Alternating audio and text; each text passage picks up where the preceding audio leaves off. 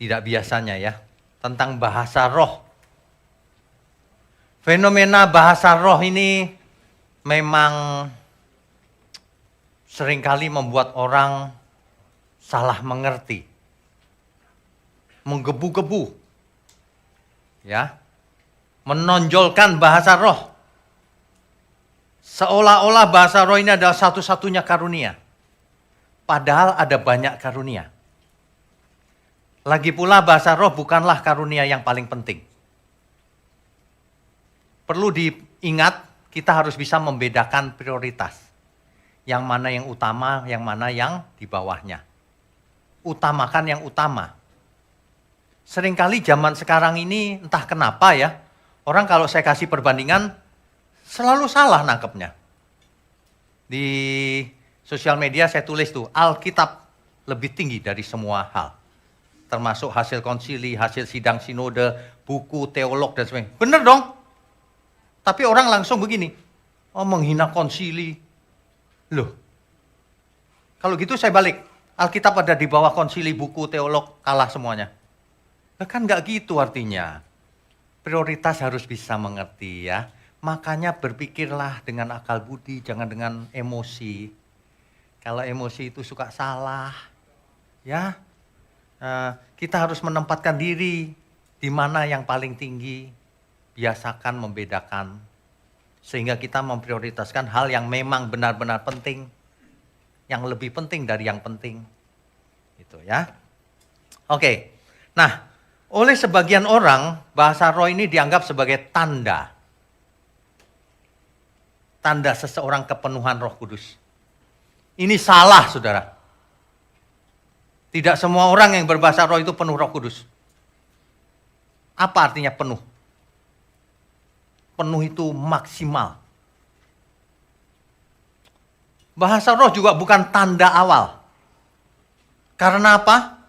Karena setiap orang diberi karunia roh yang berbeda-beda satu sama lain. Jadi bukan cuma bahasa roh. Bahasa roh salah satunya, betul. Ya, kita harus sesuai dengan Alkitab. Jangan pakai pikiran sendiri atau ngarang-ngarang, tidak boleh. Ya. Nah, bahasa roh ini seringkali begitu favoritnya di suatu komunitas, sehingga setiap orang yang mau melayani di suatu komunitas ditekankan harus bahasa roh. Kalau nggak bahasa roh dianggap tidak punya Roh Kudus.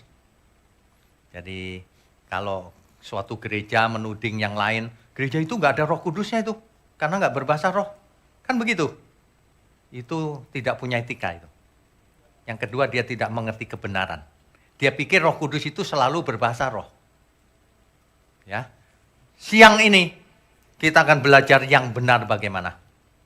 Karena ada banyak orang terintimidasi, aku nggak bisa bahasa roh, Pak. Jadi aku nggak rohani nih, orang itu bahasa roh terus. Jalan kaki aja bahasa roh dia. Ada loh, beneran. Ada yang nyapu sambil rata. Iya beneran. Nyapu. Saya lihat, wah ini rohani sekali orang ini.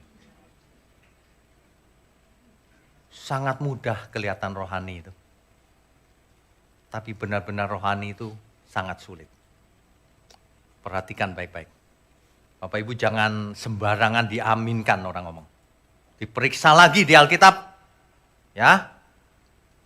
Di dalam naskah asli Alkitab, kita bicara naskah asli aja, jangan terjemahan.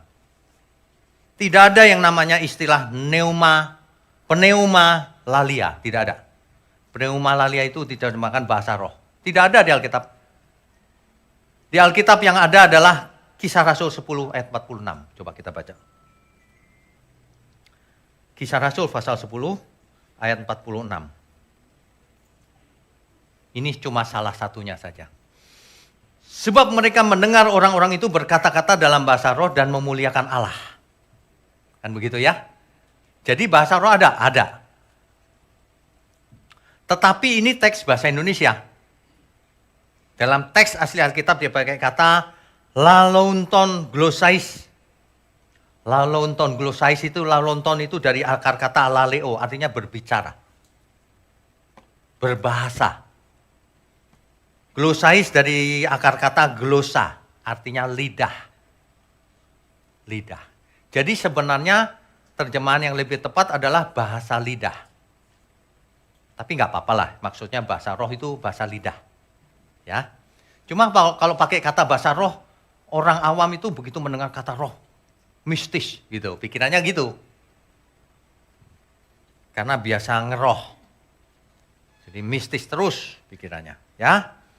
Jadi bahasa roh itu ada. Bahasa lidah. Kisah Rasul pasal 19 ayat 6 juga begitu, sama, bahasa roh. Kalau kita teliti teksnya sama, berbahasa lidah. 1 Korintus 12 ayat 28 coba kita baca. 1 Korintus 12 ayat 28.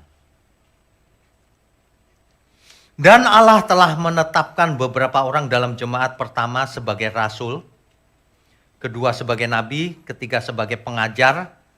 Selanjutnya mereka yang mendapat karunia untuk mengadakan mujizat, untuk menyembuhkan, untuk melayani, untuk memimpin, dan untuk berkata-kata dalam bahasa roh. Artinya setiap orang beda. Hari ini ada yang berfungsi sebagai pengajar, ada berfungsi sebagai merangkap kenabian, berbagai macam. Ada yang bahasa roh, ada yang bukan, ada yang menyembuhkan, ada yang melayani, macam-macam. Ya, ini menurut Alkitab. Ayat 30-nya, atau untuk menyembuhkan, atau untuk berkata-kata dalam bahasa roh, atau untuk menafsirkan bahasa roh. Jadi ada yang dikasih karunia berbahasa roh, ada yang dikasih karunia untuk menafsirkan bahasa roh. Lain-lain, setiap orang karunianya beda. Ada orang yang berkata begini, bahasa roh itu bahasa nanti di surga, Pak. Kalau kau tidak bahasa roh, tidak bisa bahasa roh hari ini, nanti kamu di surga bisu. Katanya gitu. Apa benar? Coba kita baca. Ya. 1 Korintus 13 ayat 8. Kasih tidak berkesudahan. Nubuat akan berakhir. Bahasa roh akan berhenti. Pengetahuan akan lenyap. Apa artinya? Artinya bahasa roh itu bukan bahasa surgawi. Lenyap.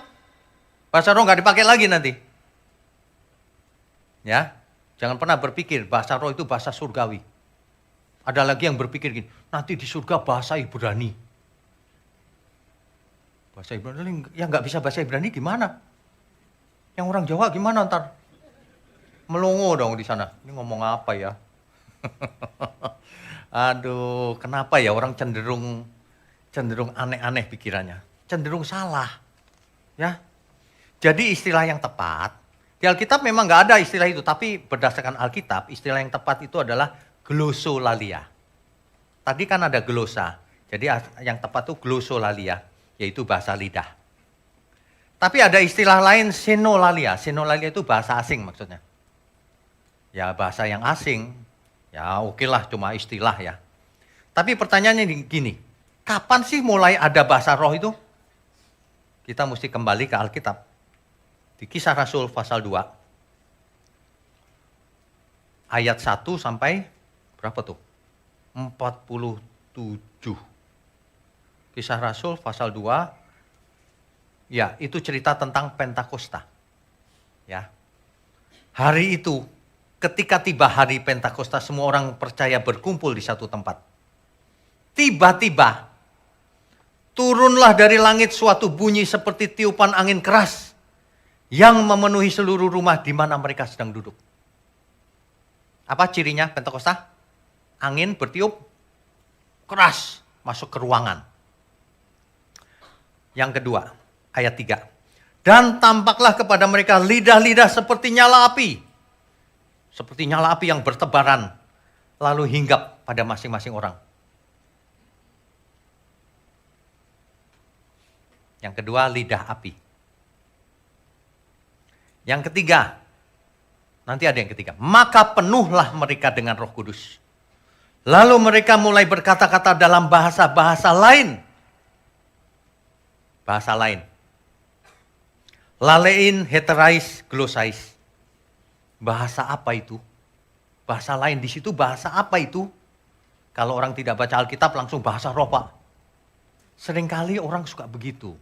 Makanya kalau Bapak Ibu Saudara sering ke sini, selalu saya tekankan pembacaan Alkitab itu harus kontekstual, harus sesuai konteks. Harus jangan satu ayat terus. Perhatikan kalau saya khotbah ayatnya banyak sekali. Supaya biasa, jangan satu ayat lalu ngelamun mikir-mikir sendiri artinya. Jadi ngaco nanti. Ya. Apa itu bahasa yang dimaksud bahasa-bahasa lain? Nah, ini dia ceritanya. Dari ayat 5. Waktu itu di Yerusalem diam orang-orang Yahudi yang saleh dari segala bangsa di bawah kolong langit. Bapak Ibu Saudara sekalian ya, kalau hari raya Pentakosta itu segala bangsa ngumpul di Yerusalem. Mau merayakan. Karena di Yerusalem ada bait Allah. Nah, ketika hari raya Pentakosta itu, Pentakosta artinya apa? Hari ke-50. Dihitung dari mana? Dari bangsa Israel keluar dari Mesir. Ini Pentakosta yang dimaksud perjanjian lama. Di hari raya itu semua ngumpul, hal itu dipakai oleh Tuhan. Hari yang sama itu. Untuk membuat Pentakosta yang baru.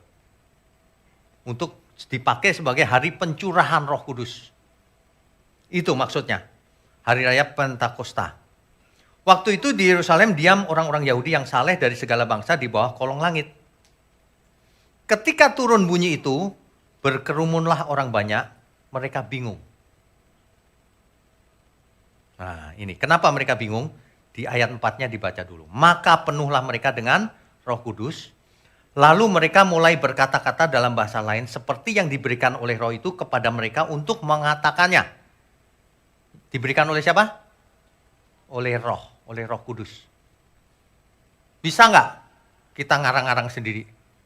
Nggak bisa. Bisa nggak kita kursus? Nggak bisa. Karunia Roh itu diberikan. Khususnya bahasa roh. Nggak bisa kursus. Kok buka kursus? Waduh, ada loh yang cerita sama saya. Pak, saya mau melayani nggak boleh, Pak, nggak bisa bahasa roh. Saya disuruh kursus dulu. Oh, ada kursusnya ya? Oh, iya. Terus di kursus tuh gimana? Saya dipaksa ngomong, Pak. Harus ngomong. Ayo, ngomong. Loh, orang nggak bisa ngomong kok disuruh ngomong. Akhirnya ya itu ngomong juga dia. La gitu aja udah dianggap bahasa roh. Coba bayangkan. Ini penyelewengan loh ini. Aduh. Kenapa ya orang nggak ngerti ya? Baca Alkitabnya bahasa Indonesia loh padahal. Mestinya kalau baca ini ngerti nih. Ya. Ayat 6. Ketika turun bunyi itu berkerumunlah orang banyak, mereka bingung karena mereka masing-masing mendengar rasul-rasul itu berkata-kata dalam bahasa mereka sendiri. Mungkin kurang jelas. Berikutnya. Mereka semua tercengang-cengang dan heran lalu berkata, bukankah mereka semua ini yang berkata-kata itu orang Galilea? Bukankah para rasul ini orang Galilea? Ayat 8-nya. Bagaimana mungkin kita masing-masing mendengar mereka berkata-kata dalam bahasa kita sendiri? Yaitu bahasa yang kita pakai di negeri asal kita. Kita orang Parsia, Media, Elam, penduduk Mesopotamia, Yudea, dan seterusnya. Dalam bahasa sederhana gini deh. Saya bicara bahasa Indonesia nih. Tapi orang Jawa dengarnya dalam bahasa Jawa. Orang Arab dengarnya dalam bahasa Arab. Orang Ibrani dengarnya dalam bahasa Ibrani. Orang Manado dengarnya dalam bahasa Manado. Ngerti nggak maksudnya, Bapak Ibu? Jadi semua orang mengerti, tapi dalam bahasanya masing-masing. Wah, itu yang terjadi di hari raya Pentakosta. Makanya jangan sembarangan, di Pentakosta itu bahasa roh, Pak. Perhatikan, baca Alkitab. Di hari raya ini, ada orang yang menyebutkan begini. Oh, itu mujizat penerjemahan oleh Roh Kudus. Jadi saya ngomong bahasa Indonesia, diterjemahkan oleh Roh Kudus, nyampainya bahasa Jawa, bahasa Manado, bahasa Arab, gitu. Nangkap ya maksudnya ya? Jadi ketika peristiwa Pentakosta ini, semua orang mengerti bahasa yang diucapkan para rasul itu. Para rasul nggak mungkin ngomong begini, sebentar ngomong Arab, sebentar ngomong Jawa, nggak mungkin. Dia ngomongnya mungkin bahasa Aram biasa dengan sesama para rasul. Tapi mereka mendengar dalam bahasa asing, xenolalia, glossolalia. Ya, dalam bahasa yang bisa dimengerti. Nah, itu dia. Itu dia. Dalam bahasa yang bisa dimengerti. Jadi kalau orang mau bikin Pentakosta lain lagi, silakan ditiru.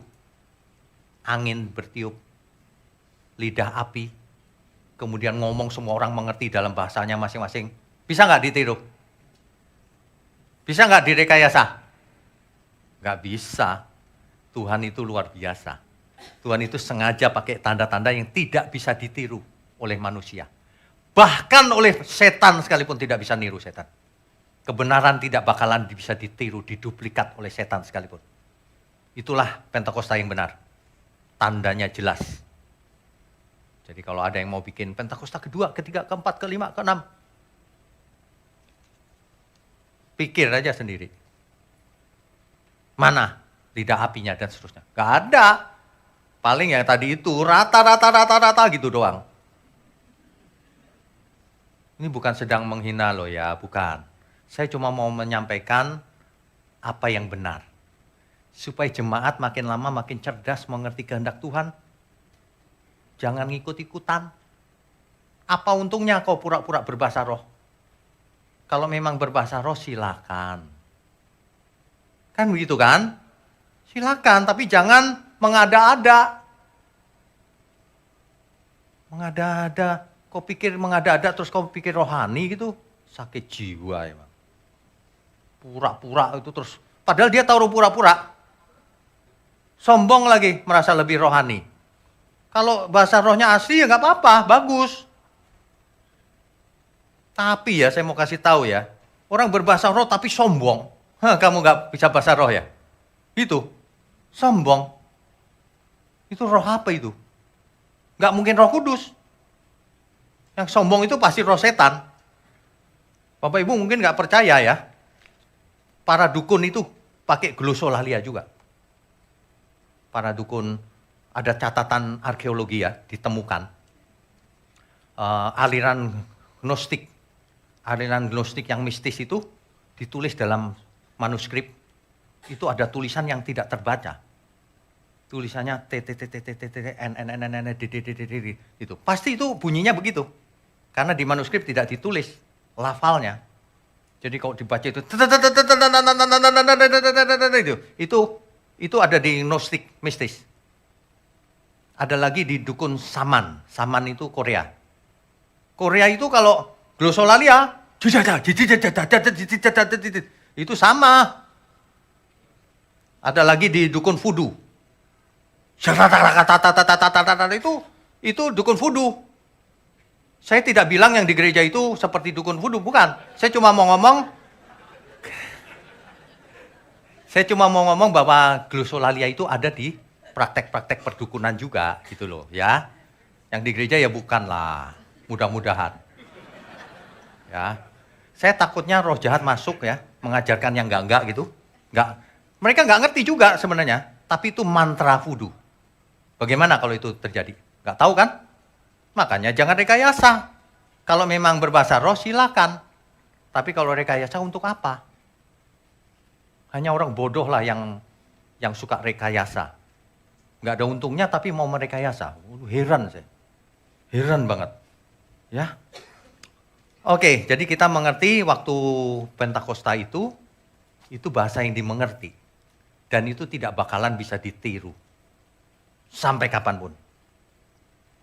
Nah, peristiwa Pentakosta ini adalah penggenapan nubuatan Nabi Yoel. Ya, itu ada di Yoel 2 ayat 28 sampai 32. Digenapinya di Pentakosta di Kisah Rasul 2 ayat 16 sampai 21. Sebenarnya dari dulu manusia ingin roh Allah tinggal dalam dirinya.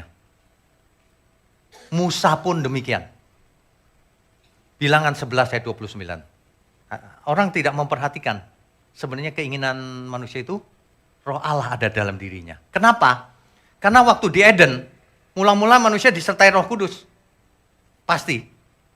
Karena jatuh dalam dosa, lalu kawin campur dengan anak manusia, yang orang berdosa, sehingga roh Allah undur daripadanya. Dicatat di kitab Kejadian itu. Makanya setelah itu berharap roh Allah kembali. Bilangan 11 ayat 29. Ini Musa ini. Tetapi Musa berkata kepadanya. Ini abdinya Musa. Musa bicara sama abdinya Musa. Tetapi Musa berkata kepadanya, apakah engkau begitu giat mendukung diriku? Kalau seluruh umat Tuhan menjadi nabi, oleh karena Tuhan memberi rohnya hinggap kepada mereka. Roh Allah hinggap pada mereka. Itu dulu dicita-citakan, salah satunya oleh Nabi Musa. Tetapi dinubuatkan oleh Yoel, bahwa di zaman akhir, roh Tuhan akan dicurahkan kepada semua orang. Bukan hanya umat pilihan Israel, semua orang. Tua, muda, laki-laki, perempuan, Israel maupun Goyim. Goyim itu orang asing. Hari itu disebut orang kafir. Goyim. Ternyata orang Yahudi heran. Loh, ternyata Roh Kudus dicurahkan juga kepada mereka. Ya, sejak Pentakosta. Sejak Pentakosta. Inilah deklarasi dari surga bahwa mulai hari ini setiap orang yang menerimanya, menerima Tuhan Yesus, dimeteraikan Roh Kudus dalam dirinya. Itu sebabnya saya ingatkan sekali lagi, semua kita ada Roh Kudus dalam diri kita. Katakan amin. Roh Kudus adalah sumber segala karunia. Apa saja bisa. Asal kita percaya, yakin, berusaha, pasti bisa. Ada Roh Kudus dalam diri kita. Jangan pakai alasan, gak bisa, aku memang begini, waktu lahir aku kasar memang. Gak bisa.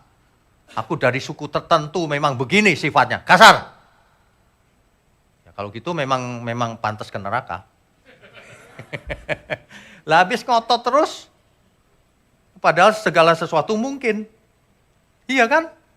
Segala sesuatu mungkin. Tidak ada yang tidak mungkin di dalam Tuhan. Alkitab berkata, jika seseorang percaya, maka yang lama sudah berlalu. Yang ada adalah ciptaan baru. Jelas loh semuanya itu.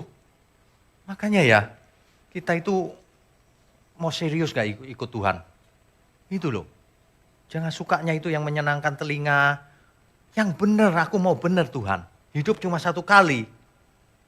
Ya, Pentakosta sudah digenapi. Di Kisah Rasul pasal 2. Jangan berharap ada Pentakosta kedua, ketiga, keempat, kelima, dan seterusnya.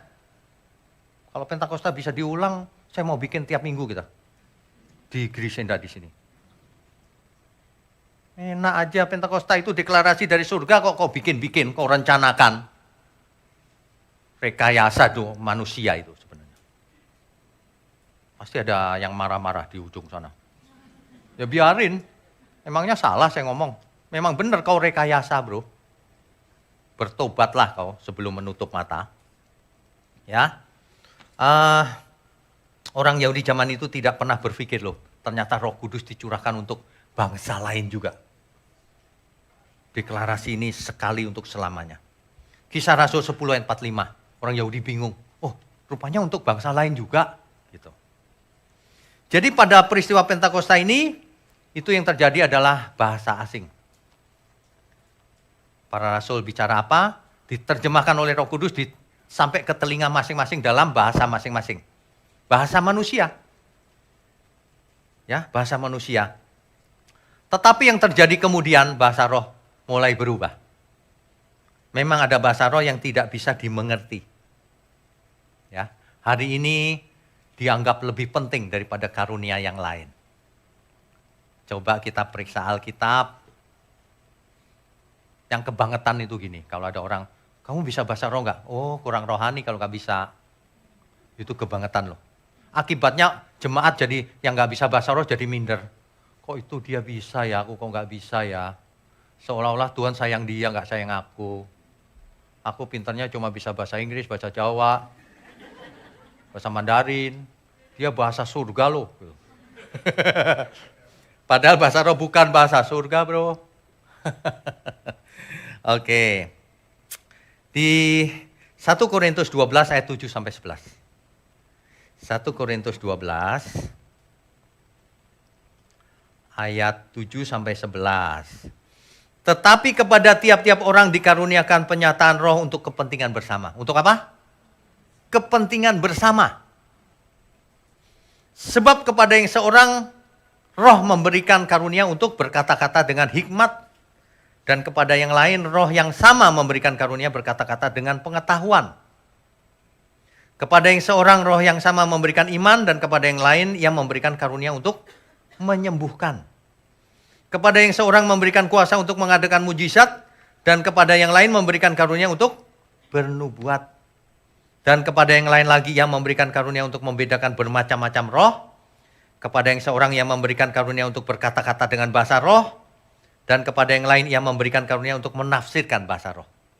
Artinya karunia-karunia roh ini diberikan masing-masing berbeda-beda. Tergantung kehendak Roh Kudus. Kita tidak bisa memilih juga. Kita bisa memberi diri, menawarkan diri. Tapi keputusan akhir ada dalam keputusan Roh Kudus itu. Jadi tidak bisa dipelajari. Jangan pernah bikin teori sendiri. Bahasa roh bisa belajar, Pak. Aku punya bukunya. Berapa hari yang lalu ada yang WhatsApp saya loh. Ini bercanda apa enggak tahu tuh. Ada satu artikel. Rapi diketik. Bahasa roh yang selama ini pernah dia dengar, dia tulis di situ. Tralalala, trilililili, terus rata-rata, laba-laba, semua ditulis tuh. Ada 50 macam gitu kali. Terus dia bandingkan dengan dukun voodoo. Ya loh. Tapi saya nggak tahu itu benar apa enggak. Tapi maksudnya adalah tidak bisa dimengerti. Ya. Bahasa roh yang muncul terakhir-terakhir ini sampai hari ini tidak bisa dimengerti. Tidak bisa dipelajari. Tapi sebelum kita lanjut tentang bahasa roh ya, saya mau ingatkan Bapak Ibu Saudara sekalian semua. Kalau kita mendengar firman, jangan pernah ambil sebagian kecil dari Alkitab lalu ditonjol-tonjolkan, difavoritkan, ini terus yang diomongin, jangan pernah. Kita harus melihat gambar besarnya.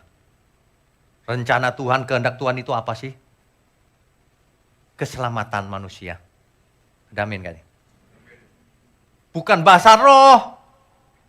Bukan pintar meramal, pintar nubuat. Bukan. Gambar besarnya dulu. Supaya mengerti. Untuk apa kita dikasih Roh Kudus? Sebelum kita balik lagi. Yang gambar gedenya dulu deh. Untuk apa Roh Kudus dimateraikan dalam diri kita? Supaya kita hidup kudus. Namanya saja Roh Kudus. Kuduslah kamu sebab aku kudus. Jika roh itu datang, yaitu roh kebenaran, maka ia akan memimpin kamu kepada seluruh kebenaran. Tujuan utamanya itu kita dibawa seluruhnya kepada kebenaran yang utuh. Supaya kita menjadi anak-anak Allah. Karena Allah kita adalah Allah kebenaran. Maka anak-anak Allah adalah anak-anak kebenaran. Sama seperti Bapa, like father, like son. Kita semua mestinya begitu. Jadi kalau kita tahu gambar besarnya, kita nggak akan fokus, aku harus bisa bahasa roh. Enggak. Aku harus bisa ini. Enggak. Harus gambar besar. Seluruh hidupku harus berkenan bagi Tuhan. Amin. Itu yang penting. Jangan mementingkan cuma salah satu karunia. Nanti kita cek di Alkitab deh. Ya. Roh Kudus ditaruh dalam diri kita. Itulah sebabnya tekanannya adalah hidup kudus. Bukan bahasa rohnya. Karunia lain masih banyak lagi. Yang penting kita mau hidup kudus, saudara. Sehingga setiap saat kalau kita menghayati kehadiran Roh Kudus dalam diri kita, maka kita bisa minta tolong setiap saat kepada Roh Kudus. Roh Kudus, tolong aku hidup tidak bercela. Sampai waktu menutup mata, ku rindu seperti Yesus, kesukaanmu Bapa. Hidup ini jadi berharga.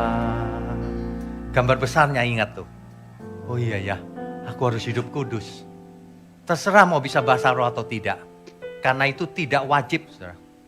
Bahasa roh itu tidak wajib. Nanti kita lihat ayatnya satu persatu. Yang wajib apa?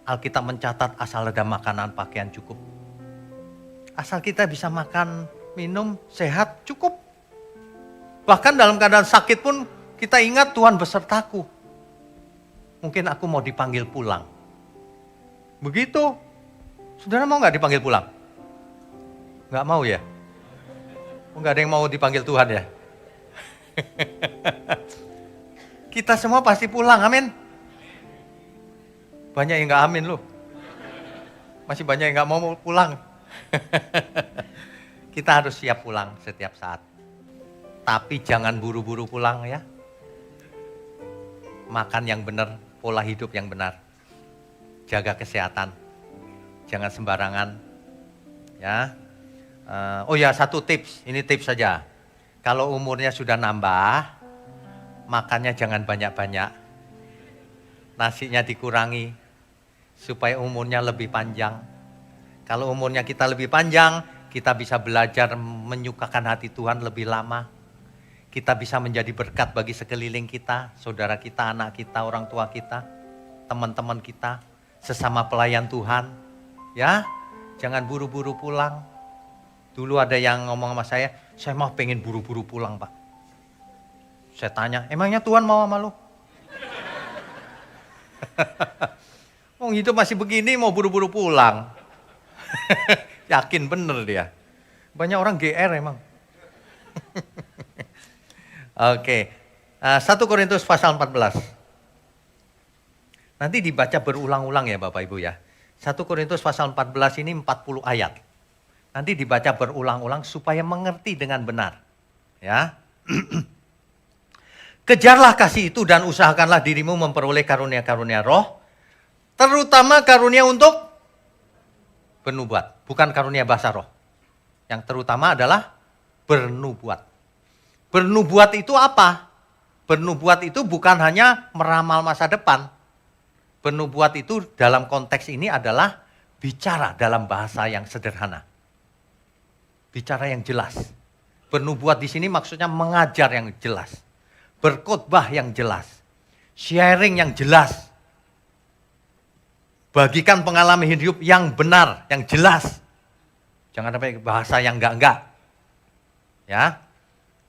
Itu maksudnya bernubuat di sini. Yang penting itu bernubuat. Kenapa? Ayat 2-nya. Siapa yang berkata-kata dengan bahasa roh tidak berkata-kata kepada manusia tetapi kepada Allah. Penting dong Pak? Penting. Sebab tidak ada seorang pun yang mengerti bahasanya.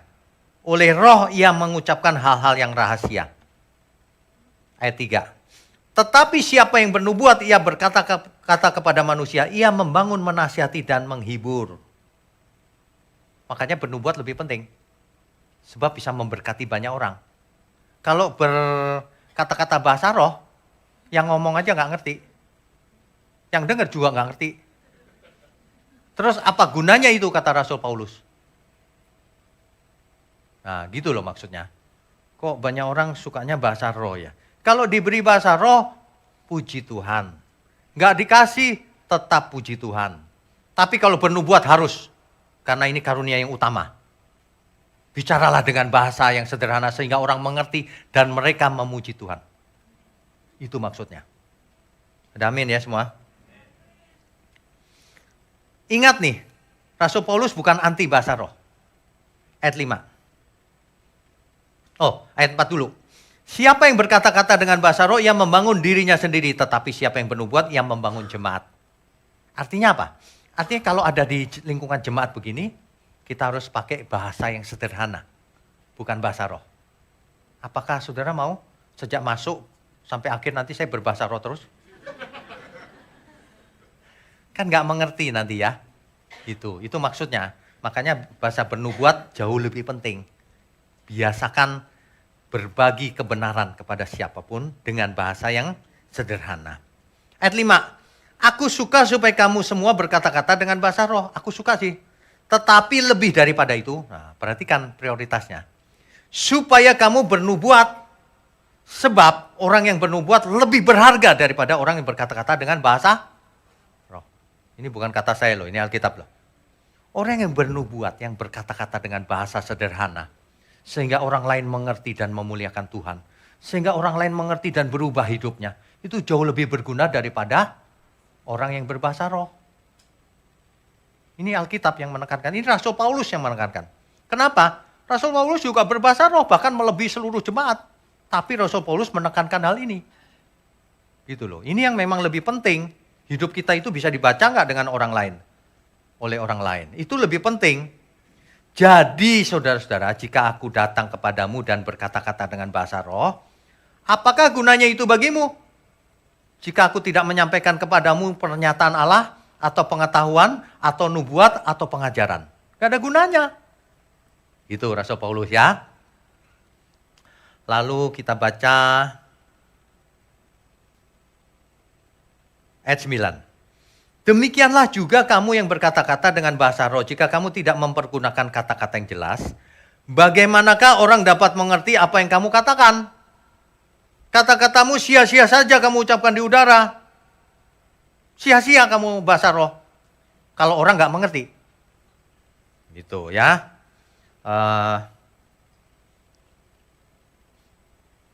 Yang penting itu begini, saudara. Ayat 12. Demikian pula dengan kamu memang berusaha untuk memperoleh karunia-karunia roh. Ingat, karunia-karunia roh bukan hanya bahasa roh. Tetapi lebih daripada itu, hendaklah kamu berusaha mempergunakannya untuk membangun jemaat. Karena itu, siapa yang berkata-kata dengan bahasa roh, ia harus berdoa. Supaya kepadanya diberikan juga karunia untuk menafsirkannya. Kalau enggak, percuma. Sebab jika aku berdoa dengan bahasa roh, maka rohkulah yang berdoa. Tetapi akal budiku tidak turut berdoa. Ya. Jadi apakah yang harus kubuat? Aku akan berdoa dengan rohku, tetapi aku akan berdoa juga dengan akal budiku. Aku akan menyanyi dan memuji dengan rohku, tetapi aku akan menyanyi dan memuji juga dengan akal budiku. Artinya apa? Pakailah seluruhnya untuk Tuhan. Kalau menyembah Tuhan jangan hanya posturnya, pikirannya, hatinya, semuanya. Itu artinya. Ya. Oke. Nah, apalagi sebentar.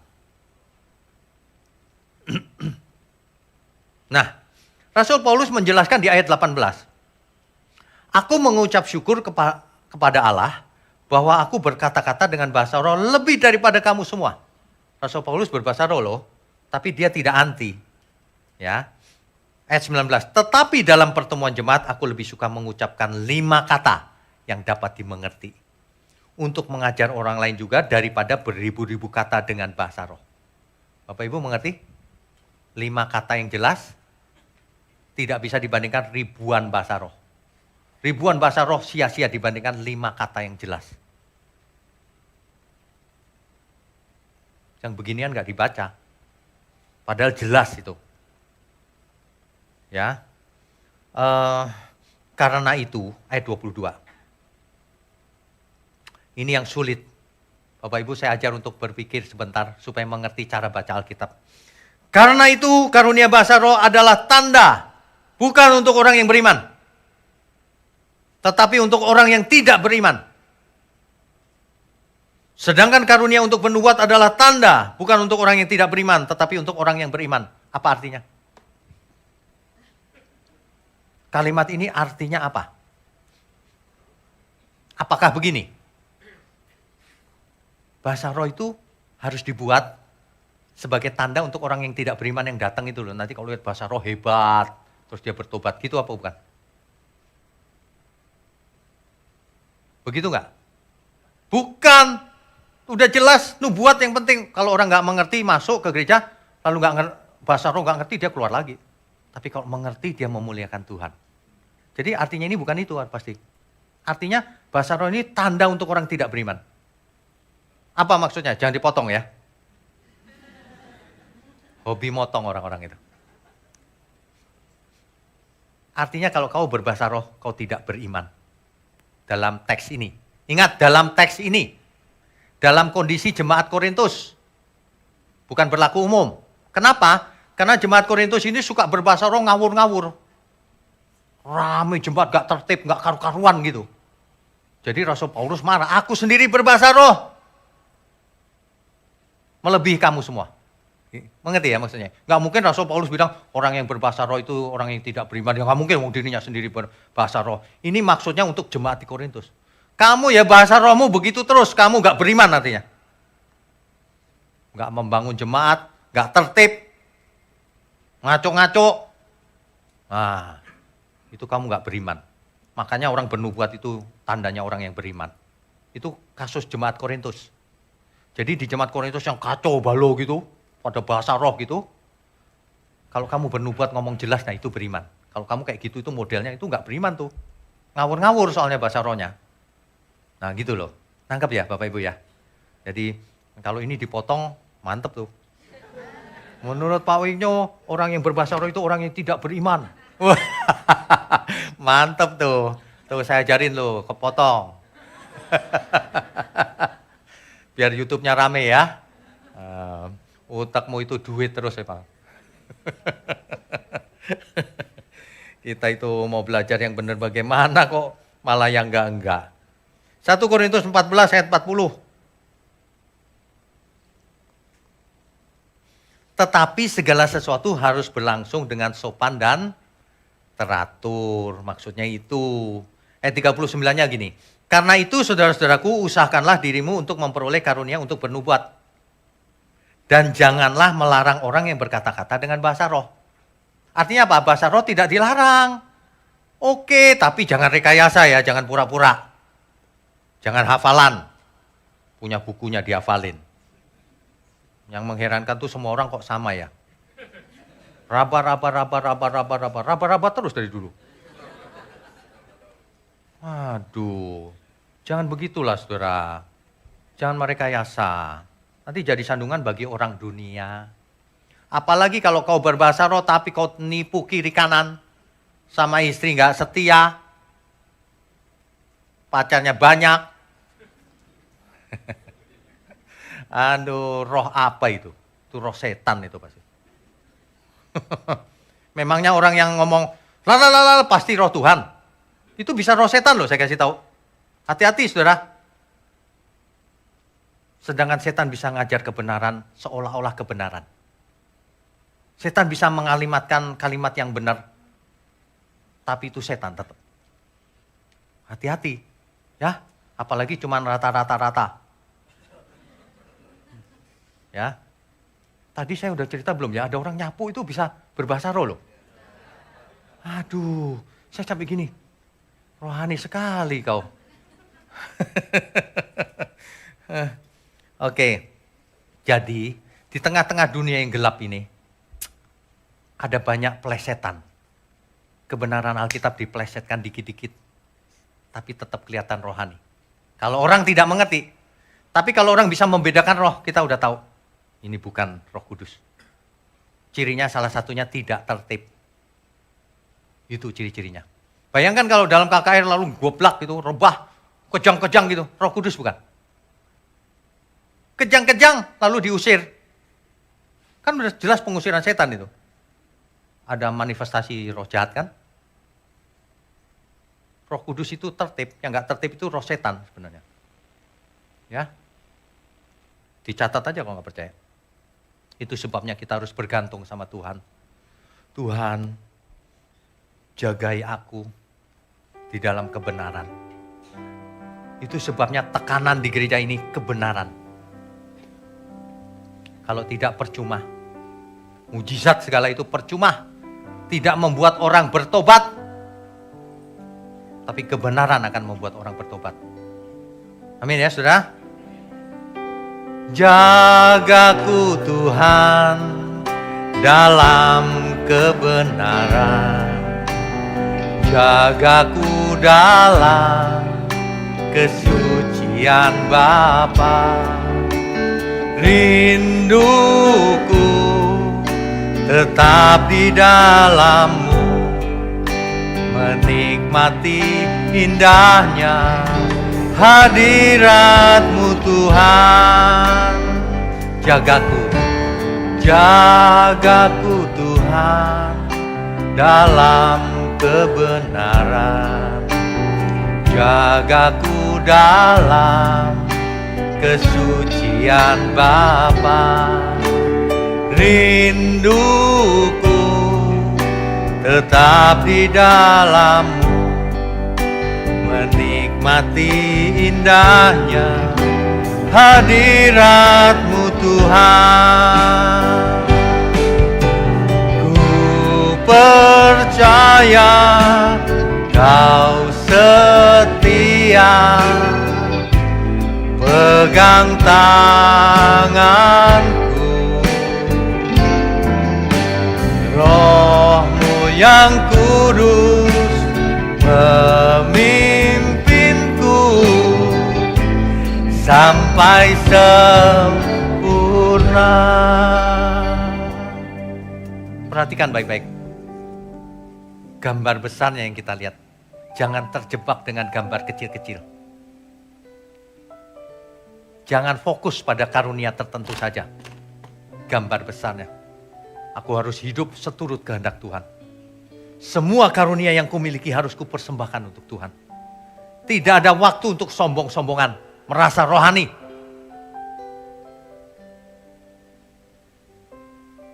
Kau bisa bahasa roh gak? Gak bisa? Gak rohani sih.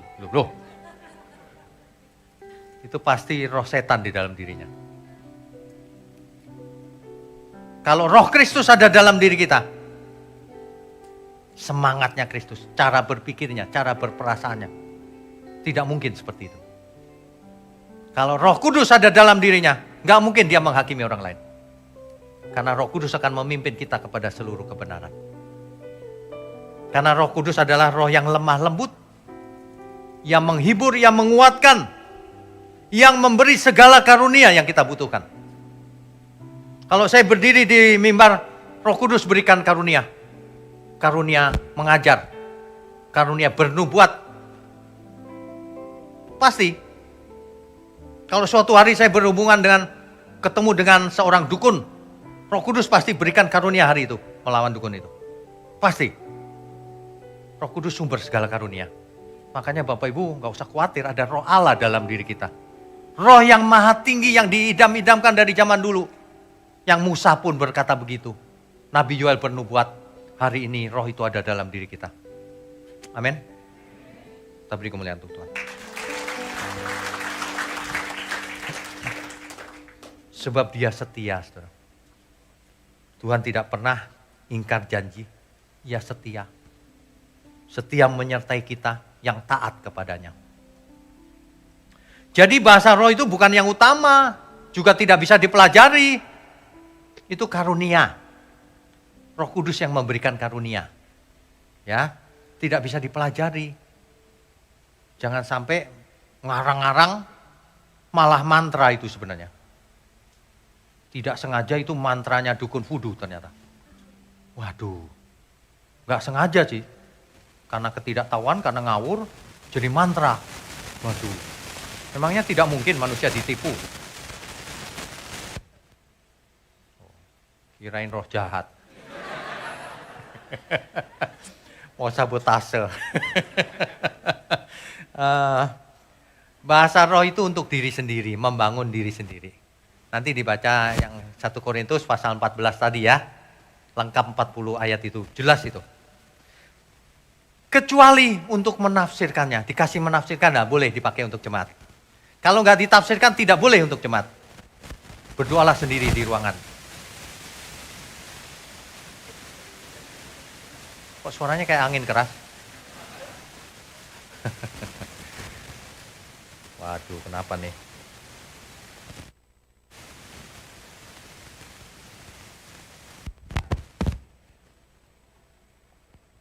Ya, oke. Jadi yang utama itu bukan bahasa roh, saudara. Diformat pikirannya, diganti. Bahasa roh itu salah satu karunia.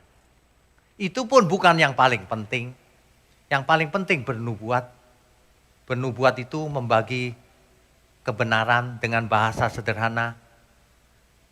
Mengajar, berkhotbah, apalagi ya, sharing. Semua komunikasi yang jelas itu bernubuat dalam konteksnya ini. Pakailah bahasa yang sederhana, 5 kata. Jauh lebih hebat dari ribuan kata bahasa roh. Ya. Dulu ada yang berbahasa rohnya itu, aduh, Masa bahasa roh ting ting ting ting ting ting ting ting gitu. Kok ting ting? Dulunya jualan es kali dia. Ting ting. Saya itu nggak mau loh sebenarnya ngomong, tapi berhubung lagi bahas ini ya udahlah. Memang ada yang begitu ting ting ting ting. Tiap ketemu ting ting ting ting. Tapi habis ting ting ting, jangan lupa kasih persepuluhan, saudara. Duit melulu ujungnya. Capek deh. Ada banyak teman saya yang bisa bahasa roh juga, ya udah. Tapi nggak aneh-aneh. Bahasa roh untuk diri sendiri. Ya. Satu lagi, bahasa roh bukan tiket ke surga. Jangan pernah orang bisa bahasa roh lalu aku pasti ke surga. Siapa bilang orang yang berbahasa roh tapi penipu banyak. Di gereja nipu satu sama lain. Tapi bahasa roh. Roh apa itu? Iya, itu nyata loh. Itu fenomena real ya. Ternyata orang berbahasa roh tetap aja hidupnya nggak benar. Atau bahasa rohnya palsu. Sedangkan bahasa rohnya nggak palsu saja bisa tetap hidup dalam dosa. Itu kan karunia. Ingat, yang diberi banyak dituntut banyak. Kalau kau dikasih karunia banyak, artinya dituntut lebih banyak dari orang-orang yang karunianya lebih sedikit. Kalau saya khotbah gini dituntut lebih banyak, nggak boleh salah sedikit pun. Lah nggak salah aja dibully, apalagi salah. Makanya kita sangat hati-hati. Makanya saya kalau ke mall ya, aduh, saya berusaha menghindar tatapan mata. Jadi kalau saya kayak begini kadang-kadang gitu. Soalnya kalau kena duk gitu, ini jemaat bukan ya. Nanti kalau saya sapa ternyata bukan. Ya pernah beberapa kali. Saya lompat, loh bukan ternyata. Soalnya kayak jemaat gitu. Saya diem aja, dibilang sombong. Loh, aduh mendingan saya gini aja deh. Dulu pernah ya, karena tidak mau jadi sandungan ya. Tapi ini memang kebetulan sih ya. Saya mau pelayanan di Bali atau di mana itu ya. Saya nunggu. Belum waktunya kan nunggu. Saya minum dulu di kantin bandara. Saya itu paling belakang, ini tembok, saya duduk di paling belakang, mejanya paling belakang. Saya salah ngadepnya ke sono, kan lihat orang terus. Saya ngadepnya ke sono. Suatu hari terus saya minum gitu, ada bapak-bapak persis di dua meja di depan saya gitu. Bapaknya itu gini. Lah saya. Iya saya juga gini. Loh, terus dia berdiri, saya juga berdiri dong. Saya mau begini, gak taunya depan saya yang ingin ini. Saya langsung gini.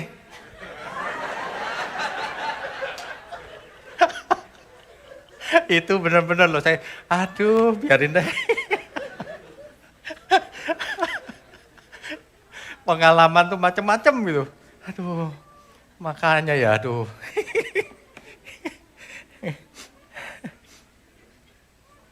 Oke, intinya gini, bahasa roh itu boleh kok.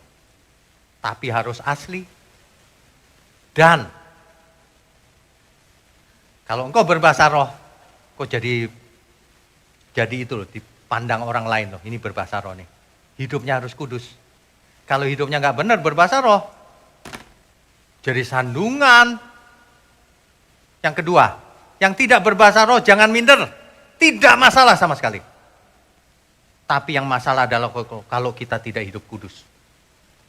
Kalau itu wajib hukumnya.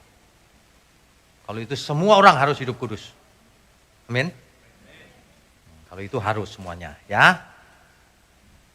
Saudara, ingat ya, roh jahat itu bisa berkata-kata seolah-olah benar.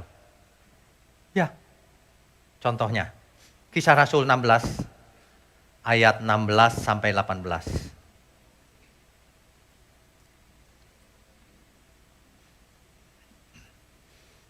Pada suatu kali ketika kami pergi ke tempat sembahyang itu, kami bertemu dengan seorang hamba perempuan yang mempunyai roh tenung. Rupanya ini tukang sihir. Dengan tenungan-tenungannya, tuan-tuannya memperoleh penghasilan besar. Ini kayak dukun zaman sekarang gitu loh. Orang datang minta penglaris supaya kaya. Ya. Ia mengikuti Paulus dan kami, rombongannya Paulus. Dari belakang sambil berseru katanya, orang-orang ini adalah hamba Allah yang maha tinggi. Mereka memberitakan kepadamu jalan kepada keselamatan. Yang diomongin benar loh. Yang diomongin baik kan? Tapi yang ngomong setan. Apa yang terjadi? Ayat 18. Hal itu dilakukannya beberapa hari lamanya. Tetapi ketika Paulus tidak tahan lagi akan gangguan itu, ia berpaling dan berkata kepada roh itu, demi nama Yesus Kristus, aku menyuruh engkau keluar dari perempuan ini. Seketika itu juga keluarlah roh itu. Ternyata roh jahat, saudara. Makanya hati-hati ya. Kalau ada orang berbahasa roh, ini asli enggak nih? Jangan-jangan suara roh jahat nih. Kalau ada orang khotbah pakai ayat-ayat Alkitab, ini benar enggak nih? Jangan sampai roh setan yang ngomong. Apalagi Alkitab dirubah-rubah konteksnya. Wah, jangan-jangan roh setan nih. Karena roh setan bisa seperti itu. Diusir Rasul Paulus, langsung keluar rohnya. Padahal dia memberitakan itu loh, ini orang benar nih. Hamba Allah, tetap aja, gak bisa. Itu yang ngomong setan. Meskipun itu benar, gak usah diterima. Makanya ada orang yang ngatain gini, gak apa-apa lah Pak ke dukun, yang penting aku sembuh. Yang penting baik maksudnya. Kan tujuannya juga baik. Tapi kalau itu setan, kau berutang sama setan. Dan Tuhan tidak suka kau minta tolong sama setan. Lebih baik kita mati, tapi di dalam Tuhan. Daripada sembuh oleh setan. Amin kayaknya. Bertobat ya semua ya, amin. Bapak Ibu mungkin mesti cari itu, dukun gnostik itu seperti apa. Glosolalianya. Voodoo seperti apa, nanti ketawa juga. Gitu.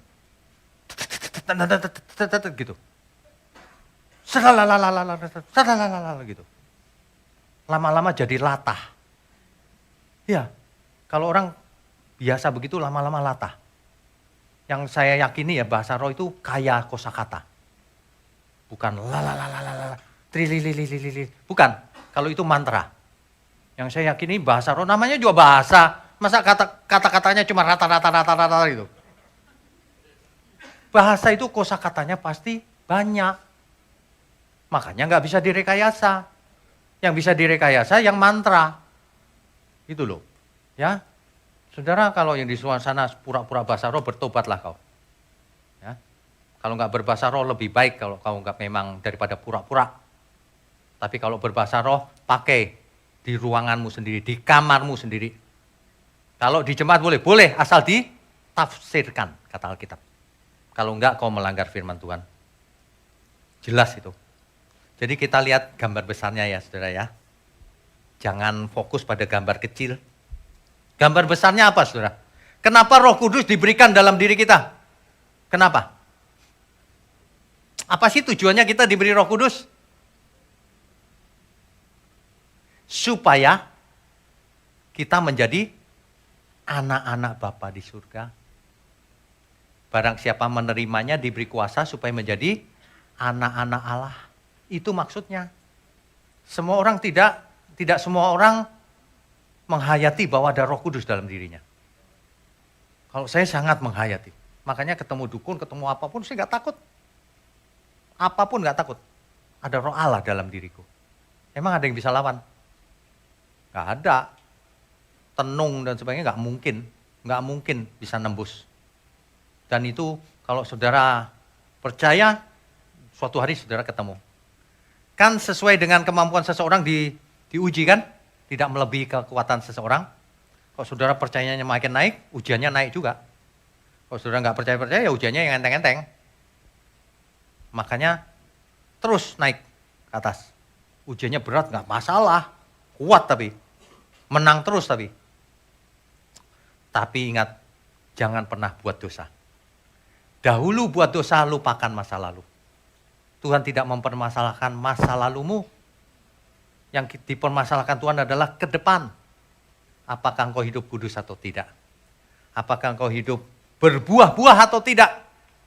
Sebab seseorang diberi karunia roh supaya ia berbuah. Supaya ia memiliki buah roh. Sebab barang siapa tidak berbuah dipotong oleh tuannya, dibuang ke api kekal. Hidup kita ini berbuah enggak? Makanya diberi karunia makin berat. Karunianya makin banyak, makin berat tanggung jawabnya, supaya buahnya makin banyak. Kan begitu. Ya. Amin ya, saudara ya. Jadi mulai sekarang, Bapak Ibu Saudara yang berbahasa roh jangan sombong. Ya. Yang tidak berbahasa roh juga tidak usah minder. Tidak masalah. Sama sekali tidak masalah. Yang Tuhan persoalkan itu dalam seluruh Alkitab itu adalah kuduslah kamu. Sebab aku kudus. Bertobatlah kau.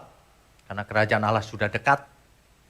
Berubahlah kau menurut pembaharuan budimu. Jangan serupa dengan dunia ini. Jangan ada padamu ilah lain di hadapanku. Itu yang utama-utama itu. Milikilah kasih. Nggak punya kasih, semua percuma. Alkitab berkata, biarpun kau bisa bahasa seluruh manusia. Bahkan malaikat, bahasa malaikat kau bisa sekalian. Semuanya itu sama sekali nggak ada gunanya. Jika kau tidak punya kasih. Yang utama jadi apa? Kasih. Nggak usah banyak teori deh. Debat. Teologi itu begini. Begitu. Kristologi itu begini, begitu. Percuma. Percuma kau debat teori. Mana hidupmu? Imanmu itu mana? Kelihatan dari hidupmu nggak mengasihi sesama? Itu yang utama. Lah yang nggak utama malah dikejar-kejar bahasa roh misalnya. Nggak usah dikejar-kejar. Kalau dikasih, dikasih oleh Tuhan. Kalau nggak dikasih, nggak masalah juga. Tapi yang utama harus kita usahakan. Aku harus belajar mengasihi sesama. Mengasihi Tuhan, mengasihi sesama. Itulah inti dari seluruh hukum kitab para nabi dan Taurat. Semua intinya cuma itu sampai kapanpun. Sampai di surga tetap kasih. Bahasa roh berhenti. Bernubuat berhenti. Semuanya berhenti. Tapi kasih tetap tinggal selamanya. Sebab Allah kita itu kasih. Amin ya. Kita beri kemuliaan untuk Tuhan. Bapak Ibu sekalian. Mungkin setiap kita itu harus mengalami. Bukan mungkin. Setiap kita itu harus mengalami pelepasan yang sebenarnya. Lepaskan semua hal di dalam hidup kita yang tidak berkenan bagi Tuhan. Semuanya. Tubuhmu dibakar sekalipun percuma. Kalau masih tinggal sesuatu yang Tuhan tidak berkenan. Matikan manusia lama kita. Matikan keinginan kita. Matikan pengertian kita yang sering menghalangi kita mendekat kepada Tuhan itu. Jangan keras kepala. Ya, jangan keras hati. Tegar tengkuk. Orang kalau udah tegar tengkuk itu memang sulit sih. Nggak tahu bagaimana ya. Tapi nggak apa-apa. Kalau mendengar firman Tuhan terus begini, dihajar terus gitu, lama-lama pasti mengerti. Minimal mengerti dulu. Setelah mengerti baru berubah. Nah yang masih muda hati-hati. Masih muda itu tidak berpengalaman. Karena tidak berpengalaman bisa jatuh dalam dosa dengan gampangnya. Bisa diajarin ajaran yang tidak benar, dianggapnya benar karena tidak pengalaman. Makanya belajarlah yang benar, dengerin firman yang benar, hati-hati cari jodoh, mesti berhikmat, jangan masa mudamu kau pakai untuk menyenangkan diri sendiri terus, karena masa muda itu sebentar, kau akan menuai nanti di masa tuamu. Ya, sebenarnya kalau kita lihat gambar besarnya, kita ngomong gambar besar bukan cuma karunia-karunia aja. Karunia roh, karunia mengajar, karunia ini, karunia bernubuat. Yang penting bernubuat, itu pun kita nggak boleh fokus pada bernubuat doang. Semuanya, aku diberi mana saja ya Tuhan. Fokuskan untuk Tuhan. Kalau kita benar-benar mengerti gambar besarnya, maka kita akan tahu bahwa kita itu seperti tanah liat. Di tangan sang penjunan. Sebenarnya itu intinya. Kita itu manusia mau dibentuk sama Tuhan, jadi bejana yang indah, jadi perkakas di kerajaan surga. Itu sebenarnya dengan berbagai bahasa, dengan berbagai perumpamaan, dengan berbagai peristiwa, dengan berbagai ajaran-ajaran, bahasanya lain-lain, tapi intinya cuma itu. Kita itu sebenarnya tanah liat yang dibentuk oleh Tuhan, supaya menjadi bejana yang indah. Amin, saudara. Aku sebagai tanah liat, Engkau penjunanku, ya Tuhan, ku rela Kau bentuk. lembutkan hatiku, selembut kasih-Mu Yesus, ku berjalan di jalan-Mu. Saudara, saya undang semua untuk bangkit berdiri. Kita nyanyikan dengan tulus, ku rindu selalu mendengar. Ku rindu selalu mendengar suara-Mu Tuhan. Roh Kudus berikan hati peka, agar ku pahami kehendak-Mu dan turuti rencana-Mu. Sekali lagi saudara, ku rindu selalu. Ku rindu selalu mendengar suara-Mu Tuhan. Roh Kudus berikan hati peka, agar ku pahami kehendak-Mu dan turuti rencana-Mu. Aku sebagai tanah liat, Engkau penjunanku, ya Tuhan, ku rela Kau bentuk. Lembutkan hatiku, selembut kasih-Mu Yesus, ku berjalan di jalan-Mu. Musik saja. Saudara sekalian, hidup ini cuma satu kali, dan waktu berjalan begitu cepat. Tidak terasa hari berganti hari, bulan berganti bulan, dan tahun pun berganti tahun. Semakin hari kita semakin tua, tandanya kita akan sampai di penghujung hidup kita. Sekarang hidup ini kita menghadapi pilihan.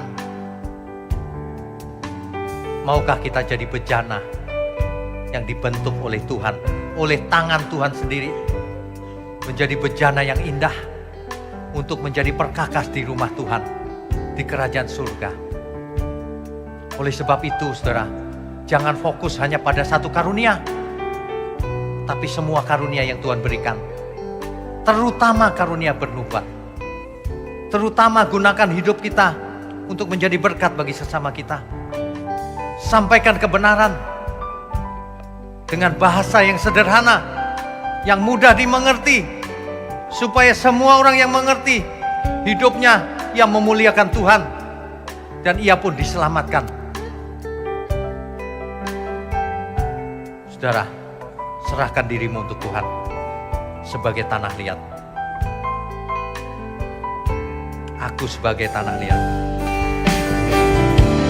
Aku sebagai tanah liat, Engkau penjunanku, ya Tuhan, ku rela Kau bentuk. Lembutkan hatiku, selembut kasih-Mu Yesus, ku berjalan di jalan-Mu. Ku berjalan di jalan-Mu. Ku berjalan di jalan-Mu. Ku berjalan di jalan-Mu Tuhan. Ku berjalan di jalan-Mu.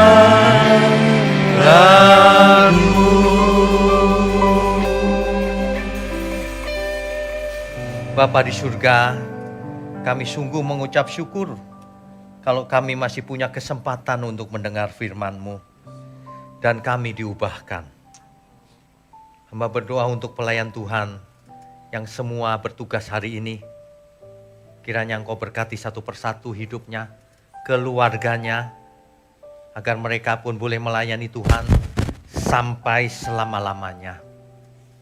Juga Tuhan mohon berkati gereja-Mu di tempat ini, GSKI Pantai Indah Kapuk, agar Engkau pakai sebagai terang dunia, mengabarkan kebenaran, bahkan menjangkau sampai ujung bumi melalui teknologi online. Terima kasih Tuhan.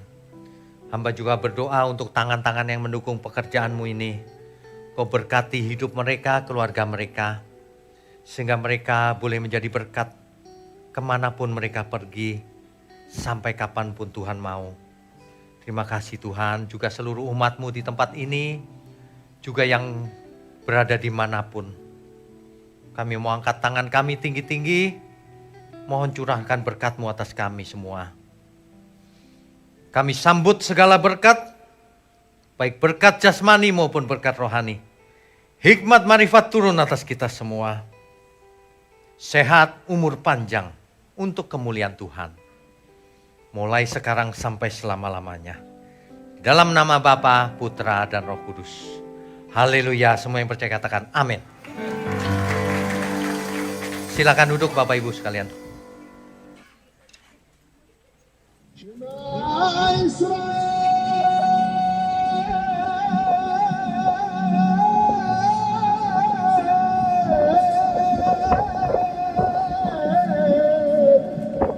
Adonai,